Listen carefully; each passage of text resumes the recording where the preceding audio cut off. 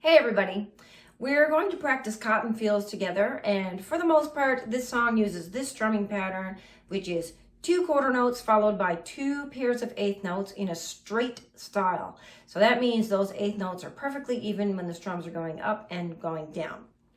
But at the beginning of each verse there are single strums, and you're also going to see that right up here in the corner of your screen as plain as day. So I'm going to count us in and we're going to get started with the C chord. Here we go. 1, 2, 3. When I was an itty bitty baby, my mama would rock me in the cradle. In them old cotton fields back home.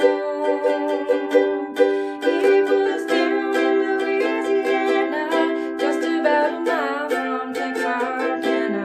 In them old cotton fields back home.